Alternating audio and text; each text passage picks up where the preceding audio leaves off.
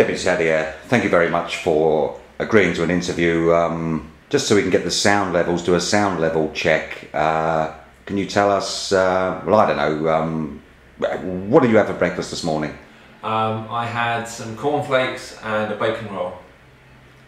Aha, you what? You had cornflakes and a bacon roll? Did you have a cornflakes or bacon roll? Well, I had cornflakes and then I had a bacon roll.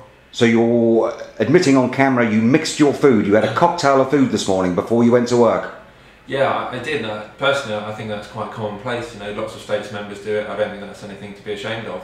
You think this is acceptable behaviour for states members to mix their food before a day's work in the States?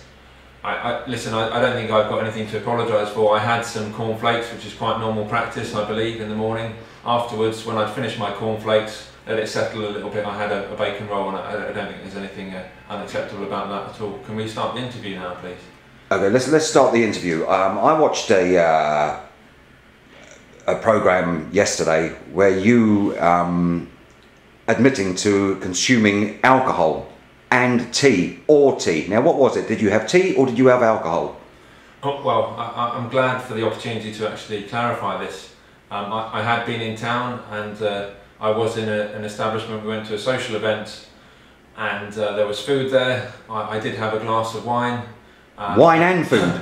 I had wine and food, yes. This is a breaking story. You did not admit to having food yesterday. So are you admitting on camera now you had food and wine? I did actually have food as well, and to be fair, I think that mitigates my circumstances to some extent, because obviously, you know, the food does slow down the process.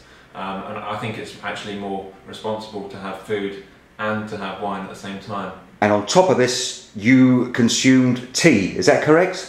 Yes, it is. I mean, it's an unfortunate. I tried to stop that fact coming out that after I had been drinking I think I had 2 glasses of wine in that space of time.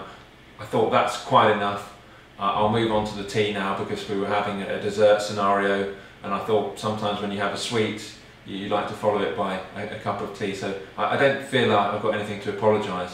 So you've had tea, food and alcohol, and you've gone into the States building. Now, I did hear, this is only rumour, if you can confirm or deny, that you actually used the toilet whilst you were in that States building. Do you confirm or deny this?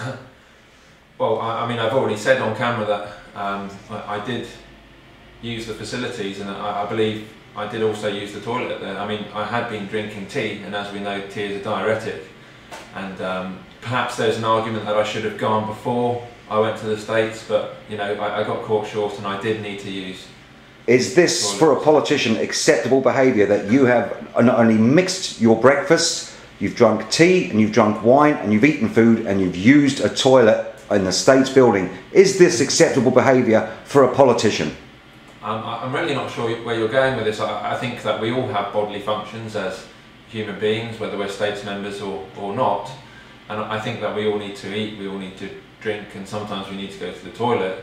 I don't think any person, certainly no one carrying out their legitimate role in the States, should be victimised in any way purely because they need to go to the toilet every now and again.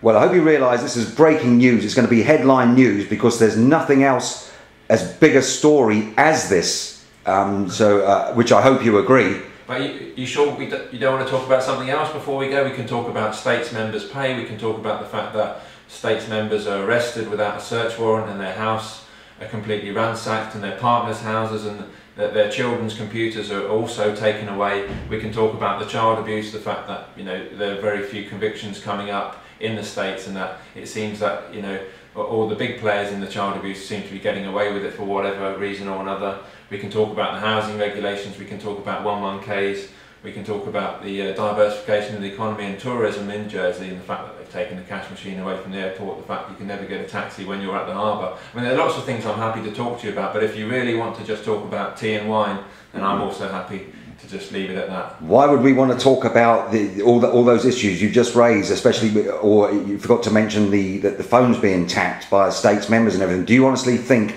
that is real news? That is the stuff the public want to hear? I think, to be honest, the public probably don't want to hear about all this thing, that they just want to know, you know, what people have for breakfast, and they want to know whether people have been drinking tea and then have the audacity to go into the States after to do a little bit of work on behalf of their constituents. So with all these revelations today, that you, with the cocktails of food and drinks and everything you've been having, will you be handing in your resignation? Yes. Monfortadia, thank you very much. Thank you.